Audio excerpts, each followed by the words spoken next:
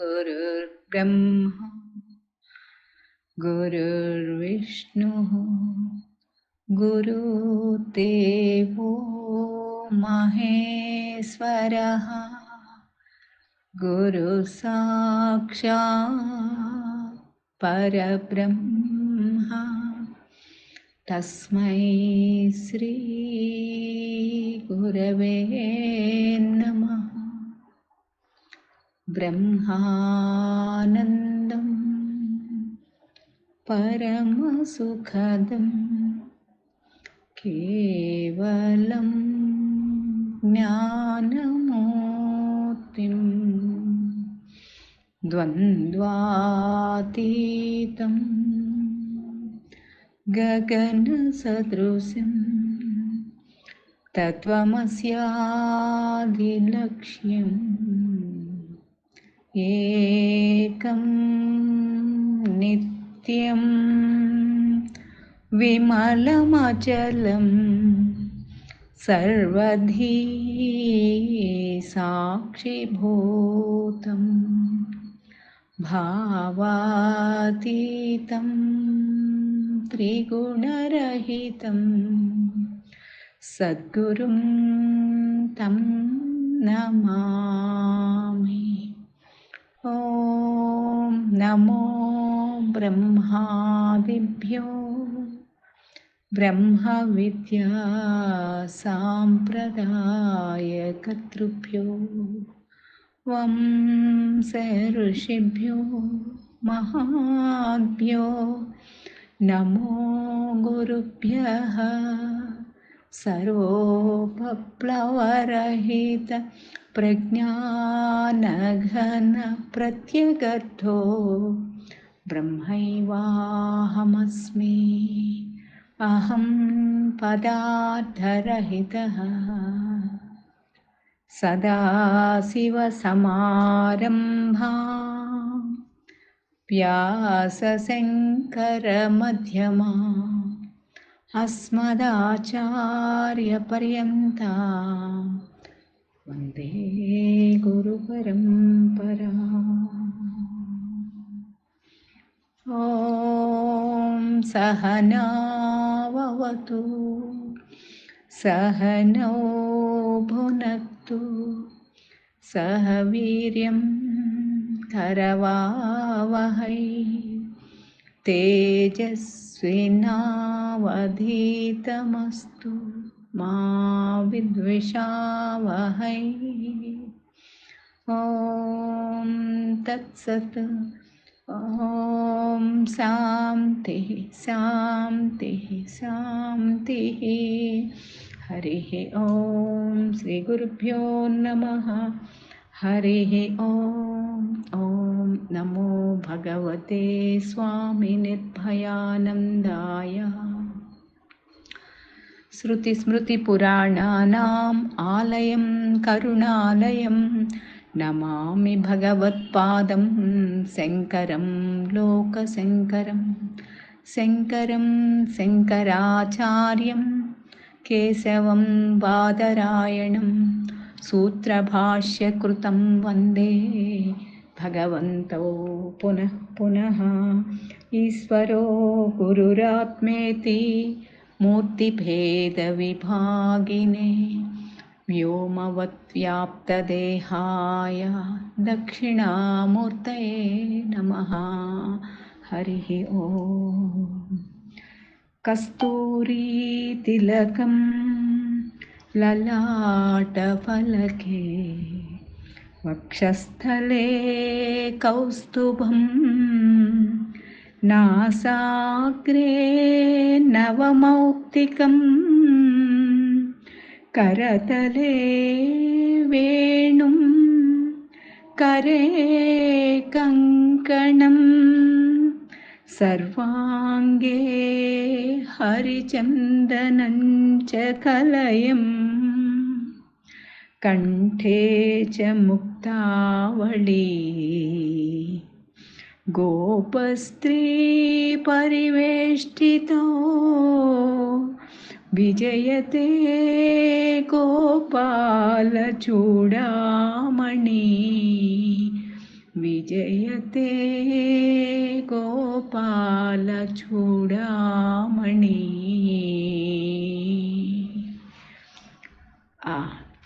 జగద్గురువుని ఒకసారి స్మరించుకుంటూ అందరికీ కృష్ణాష్టమి శుభాకాంక్షలతో ఈనాటి సాంఖ్య అధ్యాయం శంకర భాష్యం చివరి శ్లోకంలో ప్రవేశించబోతున్నాం. అమ్మ 72 చూద్దాం.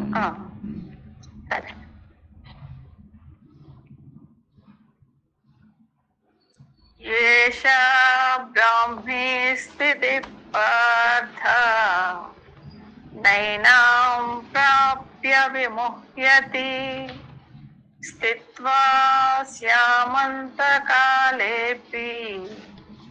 బ్రహ్మ నిర్వాణమృచ్యతి. ఏషా బ్రాహ్మీ స్థితి పార్థ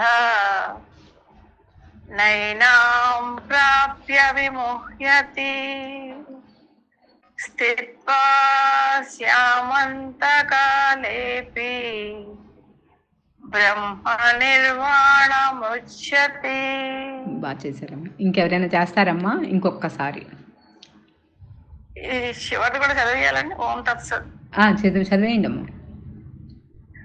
ఓం తత్సదితి శ్రీమద్భగవద్గీతాసు ఉపనిషత్సు బ్రహ్మ విద్యాయాం యోగశాస్త్రే శ్రీకృష్ణార్జున సంవాదే సాంఖ్యయోగో నామః ద్వితీయోధ్యాయః. ఎవరైనా చదువుతారమ్మా? సాయి చెప్పండి అమ్మా, చెప్పండి ఒకసారి. ఏషా బ్రాహ్మీ స్థితి పార్థ నైనాం ప్రాప్య విముహ్యతి స్థిత్వా స్యామంతకాలేపి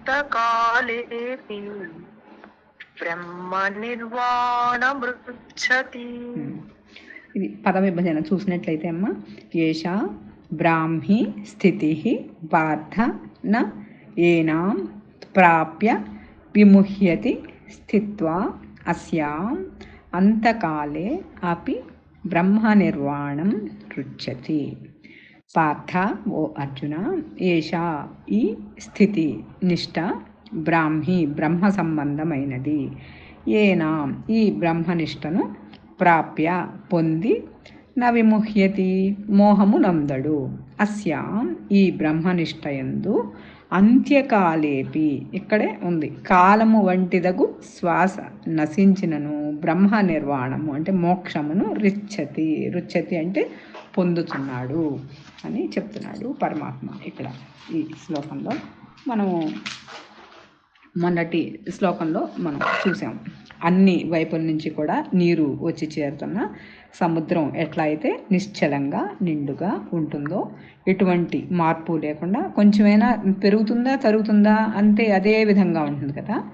అట్లాగే విషయాలు ఎదుట ఉన్నా కూడా ఆ విషయ వాంఛలు అన్నీ ఎవరిలో అయితే అది సముద్రంలో ఈ నీటిలాగా కలిసిపోయి లీనమైపోతాయో, అంటే ప్రభావితం కాడో, వాటి వల్ల ఏ విధమైన వికారము కలిగించలేవో, ఎవరిని ఈ వాంఛలు అంటే ఈ కోరికలు ఏవి కూడా ఆ వివసుల్ని చేసి తమ వశం చేసుకోలేవో అతడు మాత్రమే శాంతిని అంటే ఆ శాంతి మోక్షాన్ని పొందుతున్నాడు.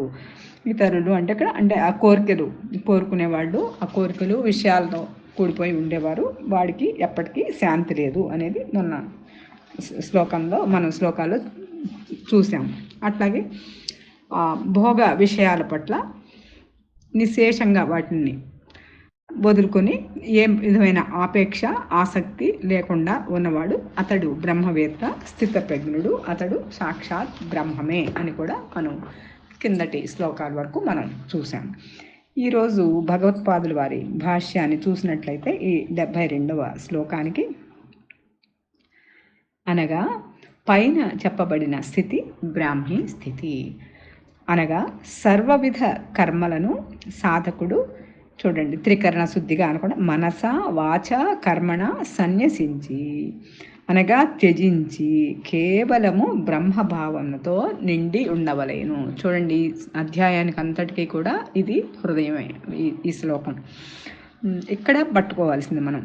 ఓ పార్థ, ఈ స్థితిని పొందిన బ్రహ్మవేత్త తిరిగి ప్రాపంచిక విషయ సంబంధమైన మోహమును పొందడు.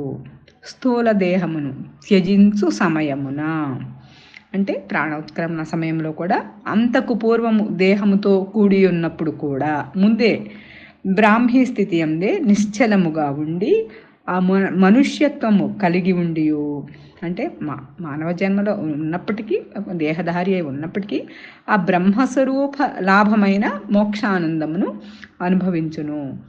ఎవరు ఈ బ్రహ్మచర్యాశ్రమ కాలము నుండియే సన్యసించి ఆజీవన పర్యంతము కూడా బ్రాహ్మీ స్థితి అందే లీనమై ఉండునో అతడు బ్రహ్మస్వరూపమునే పొందును.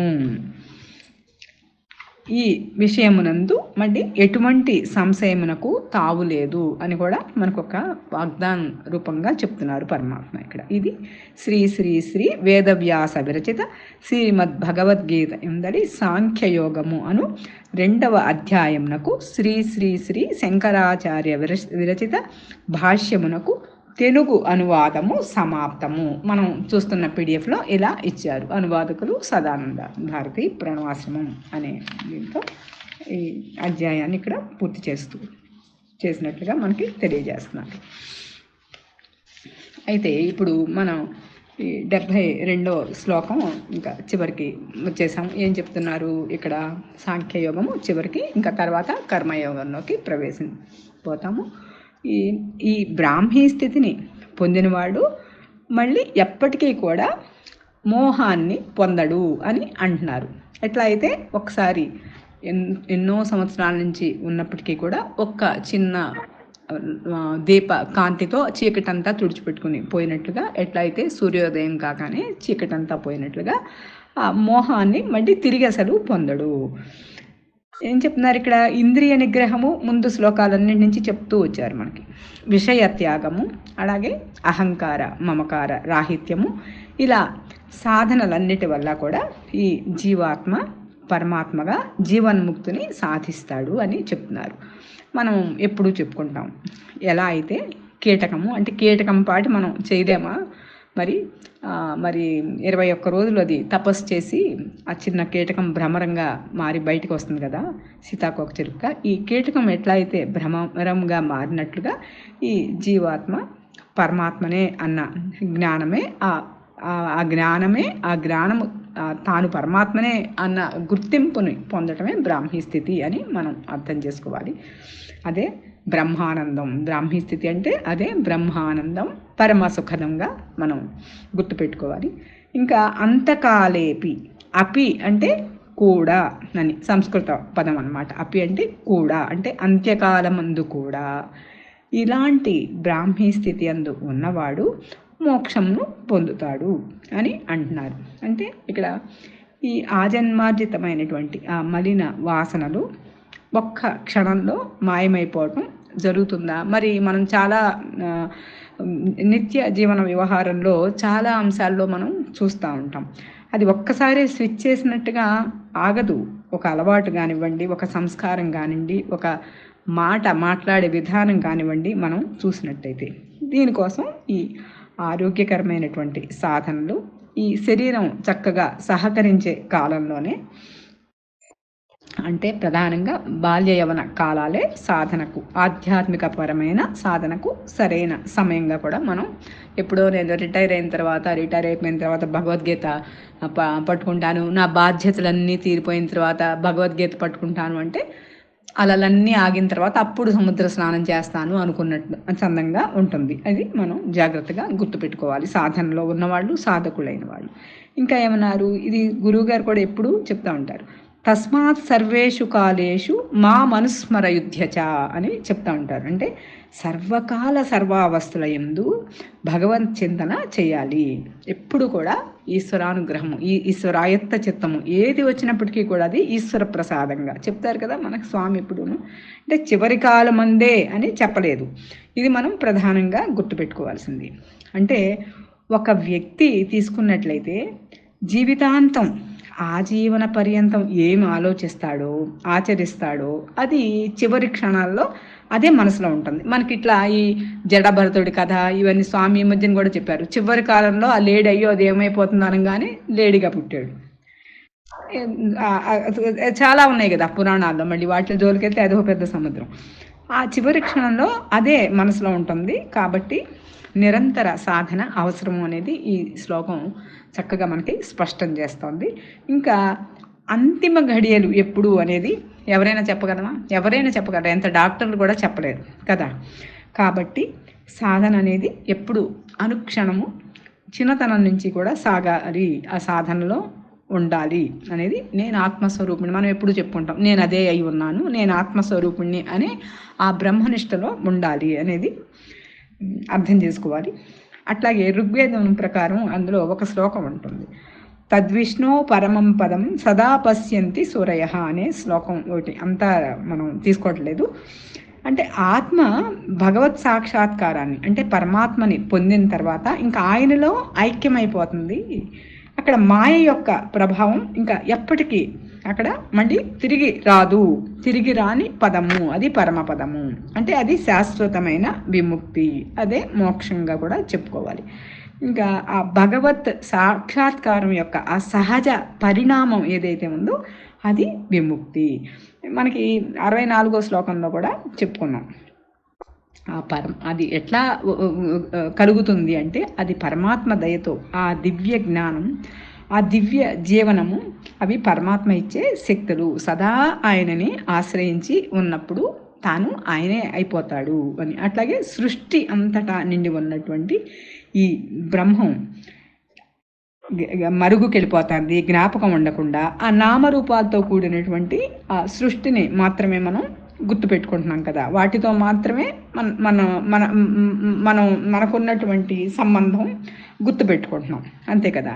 ఇదే ఈ గుర్తు పెట్టుకోవటం అనేది ఏదైతే ఉందో, సృష్టి అంతా నిండి ఉన్న బ్రహ్మమేమో జ్ఞాపకం ఉండకుండా నామరూపాలతో నిండి ఉన్న దాన్ని మాత్రమే జ్ఞాపకం ఉంచుకుంటాం. దాంతోనే సంబంధపడి ఉండటం ఏదైతే ఉందో ఇది మోహం అని గుర్తుపెట్టుకోవాలి. అంటే మనకి వ్యవహారంలో అలా మనకి తోచినప్పుడు చాలా సందర్భాలు వస్తూ ఉంటాయి కదా, అదే మనం అయిపోతూ ఉంటాం. అప్పుడు ఓహో ఇది మోహ లక్షణం అనేది గుర్తుపెట్టుకోవాలి. అంటే ఎప్పుడు కూడా తన యందు తాను ఉండటం లేదా తాను ఆత్మస్వరూపుణ్ణి అనే జ్ఞానంతో కదలకుండా ఉండటం ఏదైతే ఉందో అది అదే స్వరూప సాక్షాత్కారానికి దారితీస్తుంది అని గుర్తుపెట్టుకోవాలి. తర్వాత ఇంకా ఈ దేహేంద్రియాలు అవి ఇంకా దేహేంద్రియాలతో సంబంధపడి ఉండటం లేదా కోరికలు కామాలు వాటిని ఎప్పుడూ కూడా అదుపులో ఉంచుకోవటం అనేది అది పవిత్ర కర్మగా చెయ్యాలి అని కూడా చెప్తున్నారు ఇక్కడ పరమాత్మ. అట్లాగే 12 నుంచి 30 శ్లోకాల్లో మనకి చెప్పారు, ఆత్మతత్వాన్ని వివరించారు. అక్కడ మనకి లక్ష్యాన్ని గమ్యాన్ని కూడా గుర్తించమని చెప్తారు. మరి ఆత్మధర్మమే అంటే ఆ సాధనే స్వధర్మం, ఆత్మధర్మమే స్వధర్మం, మిగిలినవన్నీ పరధర్మాలే అని కూడా చెప్పారు ఆ శ్లోకాలు. అలా గ్రహించకుండా దేహ ధర్మమే స్వధర్మము అని అనుకుంటే అది ఎలాంటి దుఃఖ హేతువు అవుతుంది, ఎట్లాంటి దుఃఖాన్ని కలిగిస్తుంది అనేది మనకి 31 నుంచి 37 శ్లోకాల్లో చెప్పారు. ఇంకా దుఃఖరాహిత్యము కరగాలి అంటే ఈ తత్వదృష్టిని అనుసరించి ఆ కర్మ బంధం నుంచి కర్మ బంధము కాకుండా తప్పించుకునే ధర్మాన్ని ఆచరించమని చెప్పారు. అలాగే స్వామి ఈ మధ్యన కూడా చెప్పారు, తనదైన ఆ స్వధర్మాన్ని మర్చిపోతున్నారు, పునర్జన్మ హేతువైన వాటిని గుర్తుపెట్టుకుంటున్నారు అని. అలాంటి వాక్యాలు చెప్పినప్పుడు మనం జాగ్రత్తగా వాటిని గుర్తుపెట్టుకోవాలి. అట్లాగే ఇంకా ఈ దేహేంద్రియాలు ఏం చేస్తాయి, ఈ కామాదులతో సఖ్యం చేసి ఇంకా గుణాలతో కూడి బంధంలో పడుతున్నాయి. కాబట్టి ఆ నిగ్రహించుకోవటం అనే సాధన కర్మ అంటే యుక్తాయుక్త విచక్షణ జ్ఞానంతో నిగ్రహించుకోవటం అనే సాధన కర్మని మనకి 38 నుంచి 53 శ్లోకాల వరకు కూడా చెప్పారు. అట్లాగే కారణ రూపంలోనే దానిని ఆదిలోనే తుంచేయటం చెప్పుకున్నాం కదా మనం. కారణ రూపంలోనే దానిని సవరించుకోవటం, సూక్ష్మ రూపంలోనే అక్కడ ఎట్లా దానిని సవరించుకోవాలి అనేది మనకి ఆ సాధన కర్మలన్నీ కూడా 55 నుంచి ఈ 72 వరకు కూడా ఈ స్థితప్రజ్ఞ లక్షణాలు తత్వ దృష్టితో కర్మ ఆచరించినప్పుడు ఎలా మోక్షాన్ని పొందుతున్నారు, ఏ విధంగా ఆచరించాలి, ఎలా జీవితంలో అవి మార్చుకోవాలి, ఇవన్నీ చెప్పారు. అట్లాగే నీలోని కామాదుల్ని ఎలా జయించాలి, అవే నీకు శత్రువులు. ఆ దేహాత్మ భావంలో ఈ దేహమే నేను, ఆ దేహాత్మ భావంలోనే ఉన్నారు నీకు శత్రువులు, బయట ఎక్కడా లేరు. వాటిని జయించటమే నిజమైన యుద్ధం అనేది కూడా పరమాత్మ మనకి చెప్పారు. టోటల్గా ఈ మొత్తం ఈ సాంఖ్య విచారణ ఈ అధ్యాయం అంతా కూడా ఈ సాంఖ్యయోగం అంతా చూసినట్టయితే మనము బ్రీఫ్గా ఈ అధ్యాయం మనం ఏమి తెలుసుకున్నాము అనేది చూసినట్టయితే మొదట్లో ప్రారంభమే అశోచానన్య శోచస్వం అంటే విచారించనక్కర్లేని దానికోసం విచారిస్తున్నావు అనే కదా ప్రారంభం చేశారు. అంటే ఏంటి, శోకానికి ఈ తాత్కాలిక కారణం ఏదైనా కూడా అది మూల కారణం అజ్ఞానమే అని చెప్పాడు పరమాత్మ. అంటే జీవితాన్ని గురించి ఈ జగత్తు గురించినటువంటి సమగ్రమైన జ్ఞానం లేనప్పుడు శోకం వస్తుంది అని మనకి వివరించి చెప్పారు. అంటే ఏది సాధించాలని అనుకుంటున్నావో అది సాధించబడే ఉంది, మరి అది అయ్యే ఉన్నావు కదా, సాధించబడే ఉంది అని. అది కానీ నువ్వు తెలుసుకోవటం లేదు. అది అంటే అక్కడ ఏంటి మనం గుర్తు పెట్టుకోవాలి ఎప్పుడును, తాడులో పాముని తీసివేయడానికి మనం ఏం చేయాలి, తాడు తప్ప అసలు పాము ఎప్పుడూ లేదు అని గుర్తించటమే కదా చేయాల్సింది. నేను ఆత్మస్వరూపుణ్ణి అని గుర్తించటమే కదా. ఈ దేహేంద్రియ మనోబుద్ధులు నేను కాదు అని విడగొట్టుకోవటమే కదా. తాడే ఉన్నది, ఎప్పుడు ఉన్నది తాడే అని గుర్తుపెట్టుకోవటం ప్రారంభం నుంచి మనకి. అంటే ఈ అధ్యాయం అంతా మనకి ఈ శ్లోకాలన్నీ సాధనలే కాబట్టి సాధ్యమైనంత వరకు తప్పకుండా గుర్తుపెట్టుకోవాల్సింది మనం చూద్దాం. ఇంకా సమస్య అసలు లేదు అని తెలియజేసేది దాన్ని జ్ఞానం అంటారు, అంతే కదా. సమస్య అసలు లేనిది లేదు అని తెలియజేసేదే జ్ఞానం. ఈ ప్రత్యేకమైన జ్ఞానం ఏదైతే ఉందో ఆ జ్ఞానాన్నే సాంఖ్యం అదనమాట. సమ్యక్ ఖ్యాయతే ఇది సాంఖ్యం. మనం చెప్పుకున్నదే ఇవన్నీ కూడా. అంటే న్యాయంగా సమస్యే లేదు అని మనకి స్పష్టంగా వేదాంతంలో బోధించే జ్ఞానం ఏదైతే ఉందో దానిని సాంఖ్యం అంటారనమాట.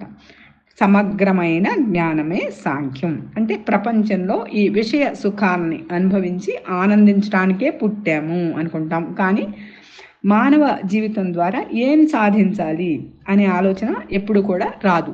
చూడండి, మన జీవితమే చూసుకుంటే మరి మొదటి నుంచి మనం ఇట్లా ఉన్నామా? లేదు కదా. ఎలా సాధించాలో అసలు తెలియదు. కాకపోతే ఈ రెండిటి అవగాహన ఉంటే మనకి ఆ దుఃఖం అనేది ఉండదు. అందుకే కదా మరి అర్జునుడు మరి దుఃఖంతో ఈ సమగ్రమైన జ్ఞానాన్ని ఇచ్చేదేదో ఇది సాంఖ్య యోగం అన్నమాట. ఈ అధ్యాయంలో అందించినటువంటి ఈ సాధనలన్నీ కూడా ఈ తర్వాత అధ్యాయాల్లో మనకి ఆ చెప్పే సాధన క్రమం అంతా కూడా మనకి ఈ సాధనల ఆచరణ ద్వారానే మనం అనుభవానికి తెచ్చుకోగలం అని కూడా అనిపిస్తుంది. అయితే ఆ జ్ఞానాన్ని, ఆ లభించిన జ్ఞానాన్ని నిలుపుకోవటం ఎట్లాగో కూడా చెప్తా ఈ అన్ని శ్లోకాల్లో మనం చూసాం. అంటే ఏ జ్ఞానం పొందితే ముక్తి లభిస్తుంది, ఆ జ్ఞానం ఇందులో ఉపదేశించబడింది. అట్లాగే పరిస్థితుల్ని తట్టుకోవటం, అక్కడే కదా అసలు సాధన అంతా. ఆ పరిస్థితిని ఎదుర్కోవటం, మరి ఆ వాటిల పట్ల తన ఆసక్తతని చెప్తూ మరి అదే కదా అడిగాడు. కార్పణ్య దోషో అనే శ్లోకం మనం 7వ దాంట్లో చూసాం, 7వ శ్లోకంలో. దానికి నాకు అసలు ఏది ధర్మమేదో అధర్మమేదో నాకు ఉన్నాను, నాకు తెలియట్లేదు. ఏది నిశ్చయంగా నాకు మంచిదో నీ శిష్యుడిగా శరణు వేడుతున్నాను అని అడుగుతాడు. అంటే తాను శిష్యుడిగా గురువుగా అనుకున్న తర్వాత అప్పుడు ప్రారంభించాడు పరమాత్మ. ఇది కూడా మనం గుర్తుపెట్టుకోవాలి. అంటే పరిస్థితిని తట్టుకోవటం, ఎదుర్కోవటంలో తన అసక్తతని చెప్తూ యుద్ధంలో తన విధిని నిర్వర్తించడానికి నిరాకరిస్తాడు. అప్పుడు ఆ తర్వాత పరమాత్మని గురువుగా తానున్న పరిస్థితుల్లో ఆ దిశానిర్దేశం చేయమని ప్రాధేయపడినప్పుడు శరీరము నశించినా కూడా అవినాశి అయిన ఈ మరణము లేని ఆత్మ గురించినటువంటి దివ్య జ్ఞానాన్ని విశదీకరించడం ప్రారంభిస్తాడు పరమాత్మ. ఇక్కడ ఎట్లా అయితే మనిషి పాత బట్టలు విడిచి కొత్త బట్టలు ధరించినట్లుగా ఆత్మ కూడా శరీరాలని మార్చుకుంటుంది అని చెప్తూ తర్వాత పరమాత్మ తన స్వధర్మం అంటే ఇక్కడ క్షత్రియ ధర్మమైన ఆ ధర్మ పరిరక్షణ, ఆ స్వధర్మాచరణ, అది పవిత్ర ధర్మము, అది స్వర్గలోకాల వైపు దారి చూపిస్తుంది. అట్లాగే కర్తవ్యాన్ని నిర్వర్తించకుండా పోవటం, వెనక్కి తిరిగి యుద్ధం చేయకుండా వెళ్ళిపోవటం అది అధర్మము. పైగా నీకు అది నువ్వేదో దయతో వెళ్ళిపోతాను అనుకుంటున్నావు, అది నీకు అపకీర్తికి కారణం అని కూడా పరమాత్మ చెప్తారు. అట్లాగే ఆ తర్వాత కర్మ శాస్త్రాన్ని లోతైన విశ్లేషణ అంటే ఏ విధమైనటువంటి ఫలాశక్తి లేని కర్మాచరణ, ప్రతిఫలాన్ని ఆశించకుండా ఉదాసీనంగా కర్మలను ఆచరించటము, అదే బుద్ధి యోగంగా కూడా పరమాత్మ చెప్తారు. అంటే బుద్ధిని ఉపయోగించి కర్మఫలాపేక్షని నిగ్రహించుకోవాలి, అంతేగాని కర్మలు మానటము కాదు అని చెప్తారు కదా. అట్లాగే ఆ దృష్టితో చేసినప్పుడు ఆ కర్మ బంధకారకం కాదు, అక్కడ ఆ బంధాన్ని కలిగించే కర్మలే అక్కడ బంధరాహిత్యాన్ని, ఆ దృష్టితో చేసినప్పుడు అవి బంధరాహిత్యాన్ని కూడా కలిగిస్తాయి అని చెప్తారు. ఆ తర్వాత మరి అర్జునుడు మనకు తెలిసినట్టే ఆ స్థితప్రజ్ఞుడి లక్షణాలు అన్నీ కూడా మరి అడిగి ఇవన్నీ మనం అధ్యయనం చేశాం కదా.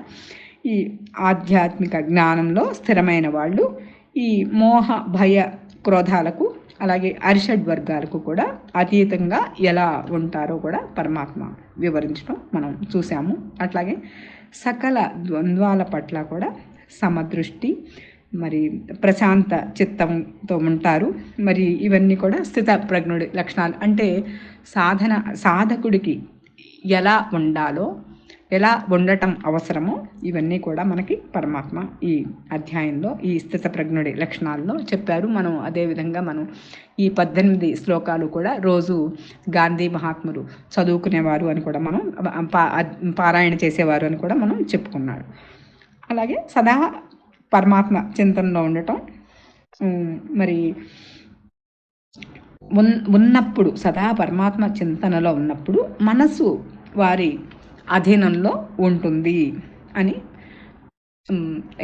ఎన్నో శ్లోకాల్లో మనం తిరిగి చెప్పుకున్నాం పరమాత్మ మాటగా. అలాగే ఈ మధ్యన బోధలో స్వామి ఒకరోజు చెప్పారు, అది ఎందుకో టక్మని లోపలికి వెళ్ళినట్టు అనిపించింది. తెలివి మాయతో కూడి పనిచేస్తేనేమో బుద్ధి, తెలివి మాయాతీతంగా పనిచేస్తే అది ప్రజ్ఞ అయింది అని చెప్పారు. మీరు ఎవరైనా గమనించారో లేదా? రోజు టైప్ చేసి పెడదాం అనుకున్నాను, అవ్వలేదు. తెలివి మాయతో కూడి పనిచేస్తే బుద్ధి అయింది, తెలివి మాయాతీతంగా పనిచేస్తే అది ప్రజ్ఞ అని చెప్పారు. అది ఎందుకో గుర్తొచ్చిందనమాట నిన్న. మళ్ళీ ఇప్పుడు టోటల్గా మనకి చూసినట్లయితే విద్యుక్త ధర్మ నిర్వహణ చెప్పారు. క్షత్రియ ధర్మము యుద్ధము కాబట్టి నువ్వు దయతో యుద్ధం మానాలని అనుకోవద్దు, దానివల్ల నీకు అపకీర్తి, శత్రువులకేమో చులకన. కాబట్టి సుఖ దుఃఖాలని జయాపజయాలని వదిలి యుద్ధం చేస్తే నీకు పాపం అంటదు అనేది చెప్పారు. తర్వాత నిష్కామ కర్మ చెప్పారు. నిష్కామ కర్మ అంటే ప్రకృతి యొక్క 3 గుణాలకు అతీతుడివై ఆ సకల ద్వంద్వాలని కూడా విడిచి ఆత్మ జ్ఞానివి కావాలి. పని చెయ్యి, ఫలితం మీద మాత్రం ఆసక్తి పెంచుకోవద్దు, పని చేయటం ఆపద్దు. ఇదొకటి మనం గుర్తుపెట్టుకోవాల్సినవి. అట్లాగే జయాపజయాల పట్ల సమబుద్ధి కలిగి ఉండు. ఆ బుద్ధి ఉంటే కనుక నీకు ఈ పాప పుణ్యాలు నశించి మోక్షాన్ని పొందుతావు. అట్లాగే స్థితప్రజ్ఞుడు అంటే అన్ని కోరికలు వదిలి దుఃఖానికి కలత పొందకుండా, అట్లాగే సుఖానికి పొంగిపోకుండా, అనురాగము, కోపము, భయము వదిలి తన యందు తానున్నవాడు స్థితప్రజ్ఞుడు అది చెప్పారు కదా. అట్లాగే ఇంద్రియ నిగ్రహం వలన అక్కడ స్థిర బుద్ధి, విషయాన్ని గురించి అతిగా ఆలోచించే వాడికేమో వాటి పైన ఆసక్తి, అది నెరవేరకపోవటం వల్ల కోపము, కోపం వల్ల అవివేకము, అవివేకం వల్ల యుక్తాయుక్త విచక్షణ, ఆ బుద్ధి నాశనము, అదో గతి. ఇవి మనము వరుసగా చెప్పుకున్నాం. ఎక్కడ ఆపితే మరి ఇంకా కిందకి దిగకుండా ఉంటాము అనే దానికి చెప్పుకున్నాం. మనం చెప్పుకున్నయే ఒకసారి రివ్యూ చేసుకుంటున్నాం అనమాట. అలాగే విషయాలని అనుభవిస్తున్నా కూడా కలిగి ఉండాలి అనేది చెప్పుకున్నాం. ఇంద్రియ నిగ్రహము కలవాడే స్థితప్రజ్ఞుడు, అది కూడా చెప్పుకున్నాము. అలాగే ఇంకొకటి ప్రధానంగా లౌకిక విషయాల ఎందేమో నిద్ర, ఆధ్యాత్మిక విషయాల యందు మెలకువ కలిగి ఉంటాడు జ్ఞాని, అది చెప్పుకున్నాము. అలాగే చివరి శ్లోకాల్లో బ్రాహ్మీ స్థితి అంటే ఆ సముద్రంలోకి నదులన్నీ వచ్చి చేరినా కూడా సముద్రం ఎలా ప్రశాంతంగా ఆ చెలియలి కట్ట దాటకుండా ఉంటుందో అట్లాగే స్థితప్రజ్ఞుడు తనలో ఎన్ని కోరికలు వచ్చినా కూడా ప్రశాంతంగా ఉంటాడు. లయమైపోతాయి దాంట్లో ఏ కోరిక వచ్చినా కూడా. అహంకారం కానీ ఇంకా అట్లాగే కోరికలు కానీ లేని ప్రశాంత స్థితి ఏదైతే ఉందో అదే బ్రాహ్మీ స్థితి.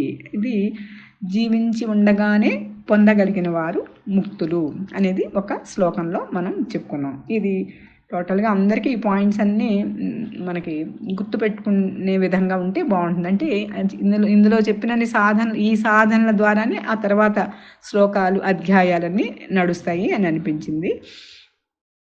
అంటే ఆ సుఖదుఖాల పట్ల సమంగా ఉన్నవాడిని అవి ఏవి కూడా ఏ రకంగా కూడా ప్రభావితం చేయవు, లేదా బాధించవు. అట్లాగే ఇంకా ఏం చెప్పుకోవచ్చు, అసత్యానికి శక్తి లేదు, సత్యానికేమో శక్తి లేకపోవటం అనేది లేదు. జ్ఞానికి ఈ రెండిటి యొక్క స్వరూపము తెలుసు. అట్లాగే దేని చేత ప్రపంచం అంతా వ్యాపించబడి ఉందో ఆ సత్తు ఏదైతే ఉందో ఆ సత్ పదార్థము, ఆ సత్తు అవినాశి. అట్లాగే ఆత్మకు మరణము లేదు, అది అజం, నిత్యము, శాశ్వతము. ఇవి ఎప్పుడు గుర్తుపెట్టుకోవాల్సింది. అట్లాగే ధర్మయుద్ధాన్ని చేయకపోతే అపకీర్తి, లేదా చెప్తారు కదా మధ్యలో మనం చెప్పుకున్నాం, చనిపోతే స్వర్గము, గెలిస్తే రాజ్యసుఖము. ఎలా ఆలోచించినా కూడా నువ్వు యుద్ధం చేయటమే సరైన నిర్ణయం అని కూడా చెప్తారు కదా. అట్లాగే సుఖ దుఃఖాలు, లాభ నష్టాలు, జయాపజయాలు సమానంగా భావించి యుద్ధ సన్నద్ధుడు అంటే మనకి ఇంకా ప్రతిరోజు మరి ఒక సంగ్రామమే కదా, ఇది లోపలే కదా, మన లోపలే కదా ఈ యుద్ధం అంతా. ఇది సాధనాపరంగా మనం అలా గుర్తుపెట్టుకోవాలి. అట్లాగే భోగైశ్వర్యాలతో, భోగాలతో, కోరికల్లో తగులుకోవద్దు. అలాగే కర్మలు చేయటంలోనే నీ అధికారిత్వం, నీకు కర్మ ఫలానికి నువ్వు కారకుడివి కావద్దు, అది నీ చేతుల్లోనే ఉంది, అది చెప్పారు. అట్లాగే బుద్ధి సమాధిలో నిశ్చయంగా నిలిపి ఉండటమే, ఉన్నవాడు మాత్రమే యోగాన్ని పొందుతావు. ఉంటేనే సమాధి నిష్టలో నిశ్చలంగా నిలిచి ఉండటమే యోగం. అట్లాగే ఈ మనసులో కోరికలన్నీ వదిలేయాలి. ఇంకా ఆలోచనారహితమైనటువంటి మనసు మాత్రమే మనకి పదే పదే చెప్తున్నారు స్వామి సమాధి నిష్ట గురించి. అది ఆ మనసు మాత్రమే సమాధి స్థితిలో ఉంటుంది. మరి ఇంకా మనం చూసినట్లయితే ఇది బోధ ద్వారానో బోధిస్తేనో వచ్చేది కాదు ఆ సమాధి, అది గురువు అనుగ్రహంతో మాత్రమే లభించేది అని కూడా అనిపించింది.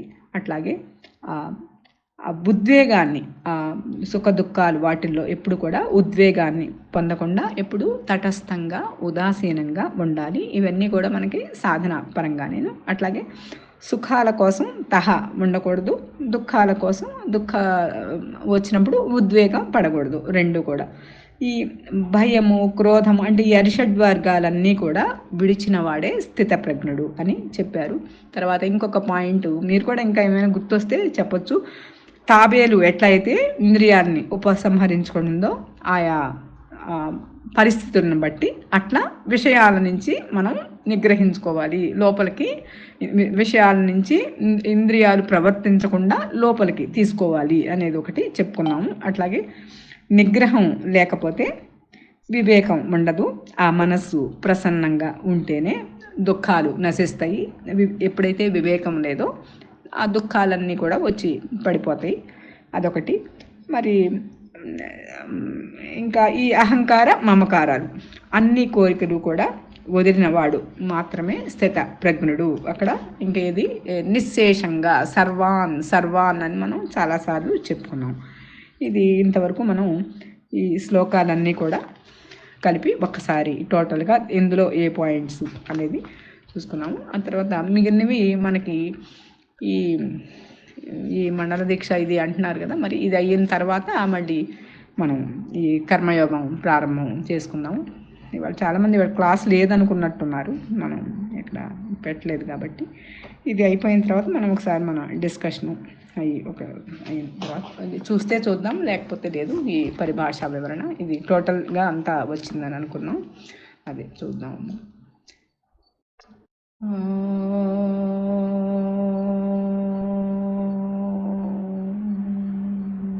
పూర్ణమద పూర్ణమిదం పూర్ణాత్ పూర్ణముదచ్యతే పూర్ణస్య పూర్ణమాదాయ